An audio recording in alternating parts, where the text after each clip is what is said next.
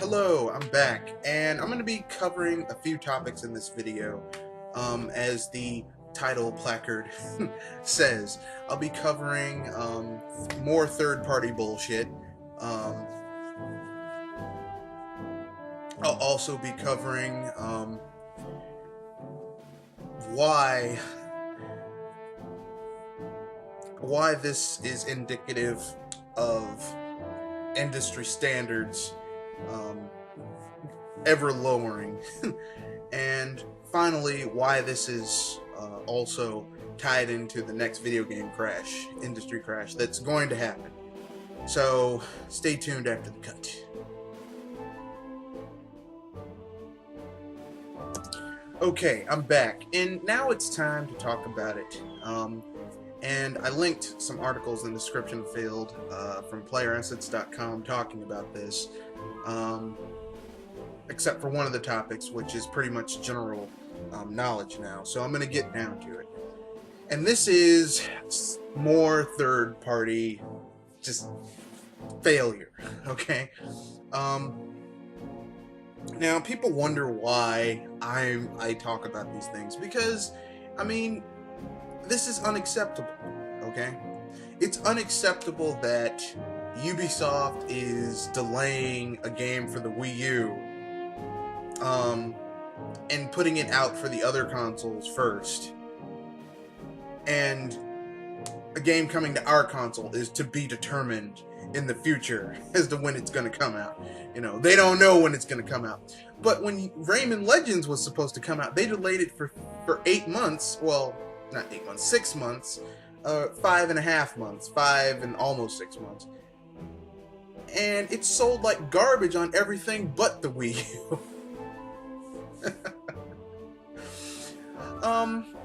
What can I say about Ubisoft? Ubisoft is,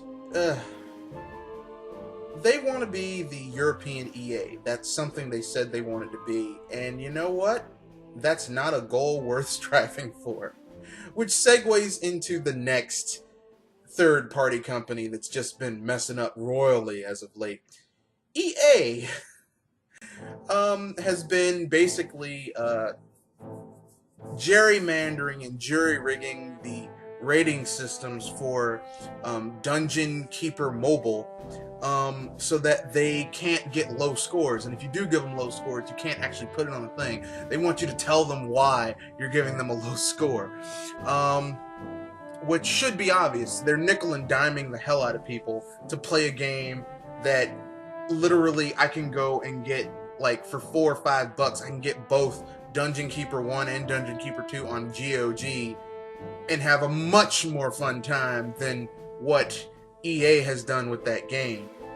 And, you know, first of all, it's free to play, which is, like, when someone says a game is free to play, you know it's already going to be kind of shitty. But the fact that when even the creator of the game, Peter Molyneux, is like, yeah, I played it, it's a mess, which for someone whose English is like saying, this is a piece of shit.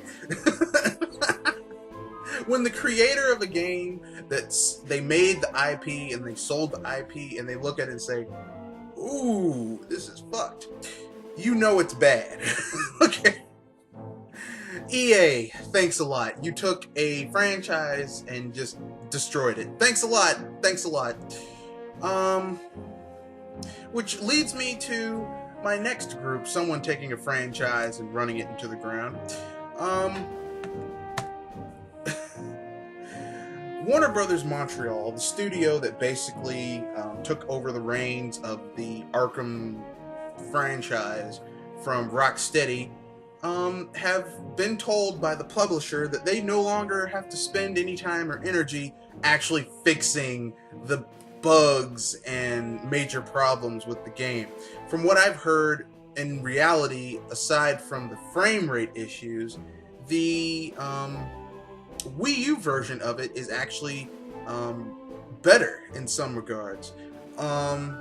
Mostly because the team who made the Wii U version also made the Arkham City Armored Edition for the Wii U as well. So they had some practice working with the system. But they've been told that they no longer have to spend time and energy fixing the bugs and patches. The major team that made the architecture of the game, they've been told that they should put their energies on making more shitty DLC. Damn the bugs and glitches. This is where the gaming industry is going. This is where it's going. This is seriously messed up. This is wrong. This is wrong. This is not fair to the consumer. Okay? You plop down $50, $60 on a game plus $20 on a season pass, or, you know, 10, 20 bucks for an expansion pack, or, you know, a hefty chunk of DLC. You don't expect a game to be for them to abandon the ability to, first of all, you expect the game to work out the box, or, you know, as soon as it's installed on your console's hard drive. And if it doesn't work, you expect them to fix it, to work on it until it works. But now we just have, you know, half-assed developers and publishers. The crash is coming. And which leads me to my second topic after the cut. Okay then. Now on to the next topic, which is one that's near and dear to my heart. I call it the decline of the industry. Now, I'm an old school gamer, okay? I started gaming proper in the SNES generation. But I went back and got an NES and an Atari 70, the third one that played all the other, that was backwards compatible, not the second one that was terrible, the third one. And, you know, I went back and got all those, and I got a Intellivision. I mean, you know, I've been gaming for a long time. I got a lot of systems. I never got a 3DO because I just couldn't, it was too expensive, and now I'm glad I never got it. But the major players I got, and some of the not major players I got as well. And I have never in my life seen such low quality and lack of work ethic, except for maybe from what I've heard about during the crash in the 80s, with Atari flooding the market and other software manufacturers flooding the market with low quality games. But I mean, this is ridiculous. I mean, I've made videos before where I talked about how, you know, it's you know, we aren't the criminals. We aren't the odd man out because we expect quality from our software manufacturers. We aren't those, you know, like, we're the bad guys because we expect quality. Now, as a Nintendo gamer, and anyone who plays Nintendo consoles, we're spoiled. Okay, because Nintendo, they don't do that. Like, they'd rather delay a game and make sure it comes out right than have it be like some half-assed BS that they just threw on the wall and hope it's stuck. Now, does that mean that everything Nintendo does is always great? No, Wii Sports U is not what it should be. Like, I would have rather them just make a straight port from the Wii version instead of this online stuff they have now, where the online doesn't work quite well. But that's like 1 out of 10 one time out of 10. So that's still 90%. That's still an A. That's still pretty damn good. But I'm talking about second party and third party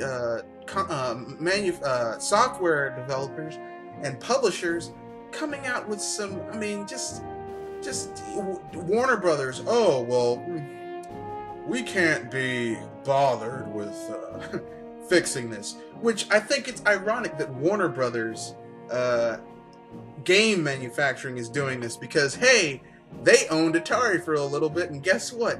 They helped crash the industry in the 80s in the first place.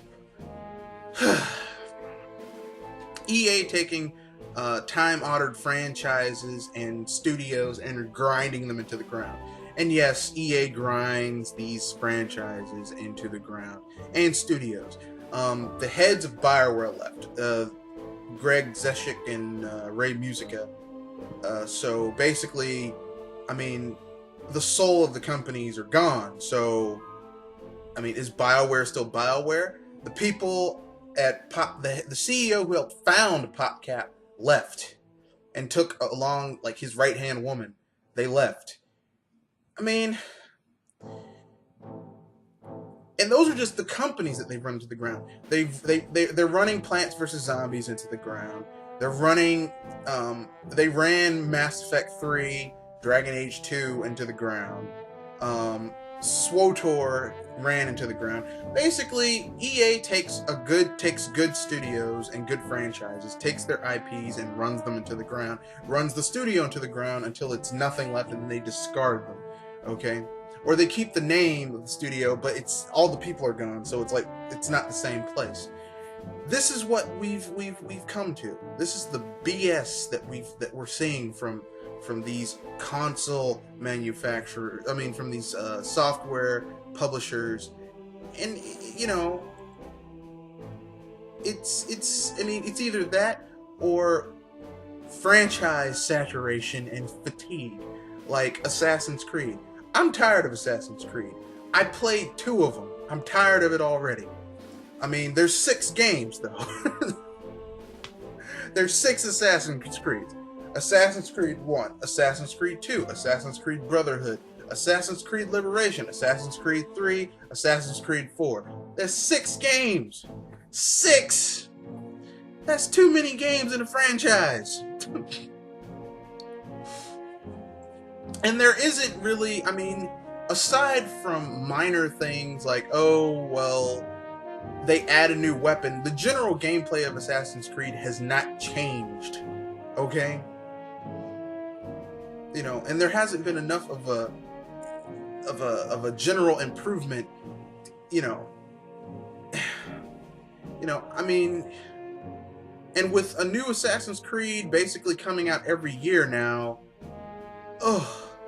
you know, I want to like Assassin's Creed. If Assassin's Creed had a 2-year development cycle, I would actually get interested in it. But it's coming out every year, and it's just, I mean, I want to miss you, but you have to leave first so that I can miss you.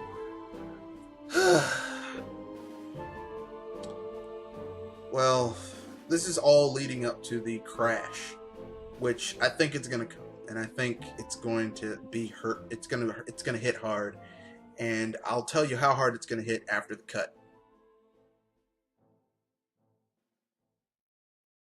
Okay, so the crash. What can I say about the crash? It's gonna be bad. I mean, there's no other way. It's not. I mean, is it gonna be as bad as it was in the '80s? No. But it's gonna hurt. It's gonna hurt, and I mean, there's nothing you can really say about it. Aside from that, we're already seeing signs of this. Games that sold very well are beginning to hit their plateau about 2-3 years ago, and now it's going downhill. Okay, it's gonna start going down. Okay. Call of Duty didn't sell nearly. Call of Duty Ghost didn't sell nearly as well as Black Ops 2. Black Ops 2 didn't sell nearly as well as the first Black Ops.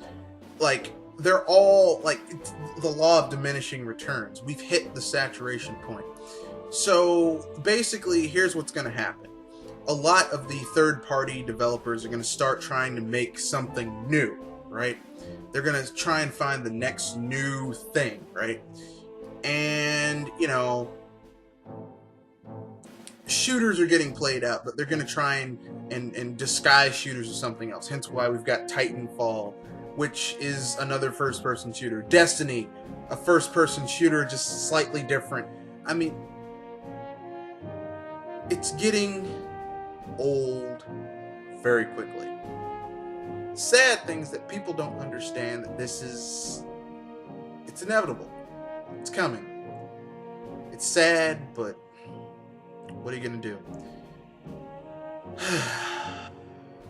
Please leave your thoughts in the comment section about what I've said, and leave any suggestions you might have for future topics.